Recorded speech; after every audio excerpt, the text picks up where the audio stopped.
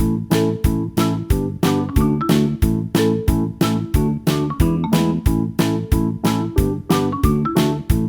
students, how are you? I hope that you will be fine and happy. Today we will read this chapter 16 Adventures of Tom Sawyer. Let us start now this chapter. First of all, we read the reflects. What excuse would you make if you ever wish to skip schools?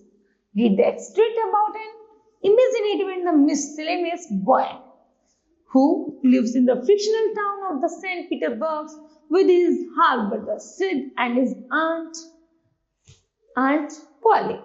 Okay, let's start now this chapter. Read and rejoice. Monday morning found Tom Sawyer miserable. Monday morning always found him so because it is the beginning of the week, slow suffering in school. जैसे ही सोमवार की सुबह में जागता है तो उसे बड़ा अलकस आता है और वो सोचता है आज तो मंडे है और मुझे स्कूल नहीं जाना है. He generally began that day was a wishing he had no intervening holidays. वह चाहता है कि अब ऐसा कोई छुट्टी का मुझे बहाना मिल जाए जिससे मैं आज छुट्टी कर दूं. It made the going to the captivity and fetters again so much more obvious. यहाँ तक कि वह चाहता था वह किसी भी कारण से कुछ ना कुछ ऐसा लिखे ऐसा करे कि उसको स्कूल ना जाना पड़े. Tom Lee's thinking presently it occurred to him that he wished he was sick. वह ऐसी प्रार्थना करता है हे भगवान मुझे बीमार ही कर दो. Then he could stay home from school. मुझे घर रुकना पड़े और स्कूल ना जाना पड़े. Here was a big possibility. तभी कुछ संभव हो सकता है. He convinced his system. No alignment was found and investigated again. वह इस खोज में लग जाता है कि वह अपने आप को कैसे बीमार कर सकता है और कैसे घर में रुक सकता है. This time he thought he could deduct correctly Simpsons. यहाँ तक कि वह कुछ ऐसे सिम्पसन्स को खोजता है कि कुछ ऐसे सिम्पसन्स मेरे अंदर मैं ऐसी हरकत करूं जिससे मेरी मदर को देखकर मुझे लगे कि मैं बीमार हूं, मैं ठीक नहीं हूं. And begin to encourage them with the considerable hope. और वह इसी उत्साह के साथ उसे ढूंढने में सिम्पसन्स को सर्च करने में लग जाता है. बट वे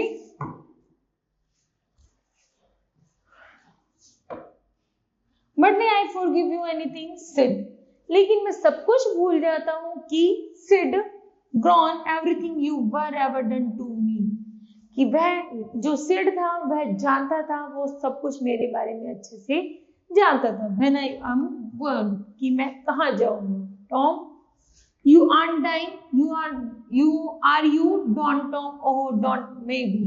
कहता अरे Tom तुम नहीं उठ रहे हो मैं जानता हूँ कि तुम क्या कर रहे हो. I forgive everybody. प्रत्येक तुम्हें माफ कर देगा. Sod, groan, tell him I'm sorry Sid and the Sid. मैं Sid से बार बार कह रहा था Sid, you give me window sash and my cat with one eyes to that new girls that come to town and tell her.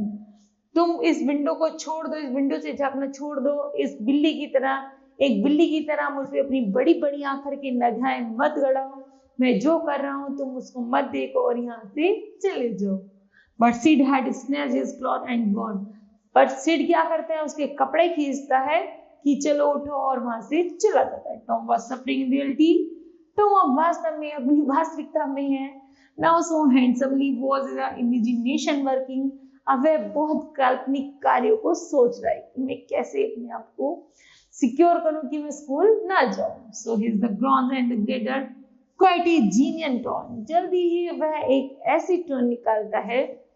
Sid flew downstairs and said जैसे सीढ़ी से नीचे आ रहा था तो वो कहता है oh Aunt Polly come Tom's dying कि अरे आंट पोली आओ टॉम तो dying लेटा हुआ है. Yes ma'am.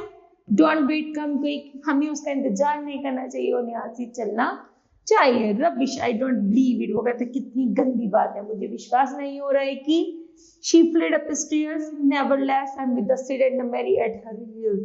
वह जल्दी ही सिड अपनी मैरी अपनी आंटी के साथ वापस उन सीढ़ियों से नीचे जैसे उतर रहा था and her face grew white, उसका चेहरा बहुत सफेद था एंड हर लिप्स ट्रिम्बल्ड, उनकी होठ बहुत शानदार थी। When she reached the bed side, जैसी वह उन सीढ़ियों से चढ़ती हुई उसकी बेड की तरफ पहुंचती है, she guessed out, you Tom, अरे Tom, what is the matter with you, तुम्हारे साथ ऐसा क्या हुआ जो तुम उठ नहीं रहे हो?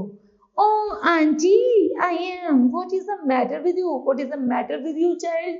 बताओ बच्चों, तुम्हारे साथ क्या हुआ है? आंट पोली टॉम साइड से कहती हैं। Oh, auntie, my short toy modified. मेरा जो पैर का मोटा है वो बहुत ज्यादा दर्द हो रहा है। The old lady sank down into the chair and laughed a little. वहां पर एक जो बूढ़ी हुई औरत थी वह चेयर पर बैठ जाती है और हंसने लगती है। Then cried a little and did both together. This restored her and she said, वो कहती है चलो मुझे ये दिखाओ, और कहती है Tom, what a turn you did give me. बताओ तुम्हारे साथ ऐसा ये कब हुआ था? Now you shut up and that nonsense and climb out of this. अब तुम अपना बोलना बंद करो, जल्दी खड़े हो और फटाफट से तैयार हो जाओ। The grand sees and the pain vanished from the toy. वो कहता है मेरी टॉय में बहुत ज्यादा दर्द हो रहा है, यदि मैं उसको थोड़ा सा मूवमेंट दे भी रहा हूं तो। The boy felt a little foolish, वह छोटा बच्चा एक मोर बच्चे की तरह कर रहा था and he said aunt Polly, it is seem modified and is hurt so I never minded my tooth at all. यहाँ तक कि वो कहती है कि मुझे से कोई मतलब नहीं है, तुम फटाफट से इस दर्द को, इस घुटने को, इस टॉय को छोड़ो और मेरे साथ चलो। योर टूथ इंडीड, तुम्हारे दांत वास्तव में, what is the matter with your tooth, तुमने क्या कर रखा है मेरे दांतों के साथ? तो one of them loose and it is perfectly awful, वो कहते हैं हाँ हो सकता है कि मेरे दांत, अब तुम फिर तुम्हारे दांतों में भी दर्द होने लगेगा, है ना?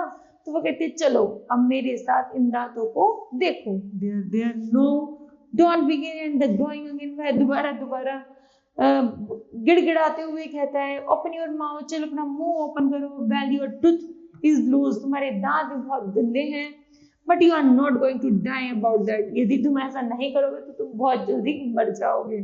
Mary get me silk thread, वह जल्दी से सिल्क थ्रेड लाती है and the clunk of the fire out of the kitchen, और जल्दी से किचन में जाकर आग लगाती है, मतलब खाना बनाने की तैयारी करती है। Tom said oh please auntie don't pull it out, auntie please मुझे यहाँ से मत हिलाओ। I doesn't hurt any more, मैं इससे ज्यादा और चोट नहीं सह सकता हूँ। I wish I may never slip if it does, मेरी इच्छा है कि मुझे यहाँ से हिलाया ना जाए। Please don't auntie, I don't want to stay home from school, मैं घर पर ही रहना चाहता हूँ, मैं स्कूल नहीं जाना चाहता। ओ यू डोंट यू, अच्छा ऐसे सब मत कहो तुम। So all this the room was because you thought you had get to stay home from school and go out fishing. अच्छा मुझे समझ आया तुम्हें स्कूल नहीं जाना, तुम्हें घर पर रहना है और फिर उसके बाद फिर तुम्हें फिशिंग के लिए चलना है।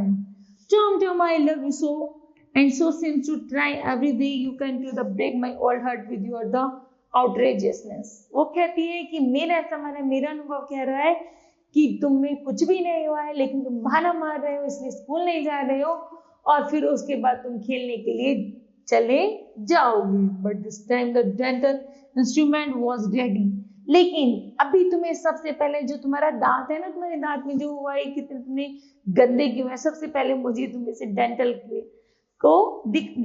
डॉक्टर्स को दिखाना है जिससे वो तुम्हारे दांतों को क्लियरिटी दे सके, जिससे तुम्हें कोई परेशानी ना हो और वापस तुम लीव ना ले सको।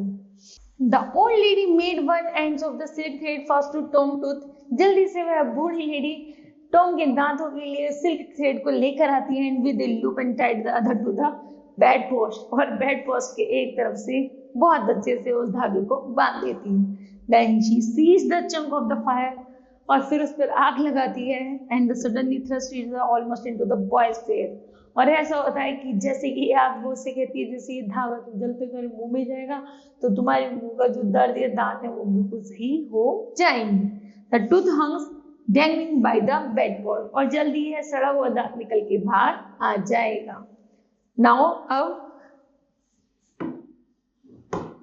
ओके तो kids This chapter is an interesting chapter. Okay. So I hope that you understood well. Thank you.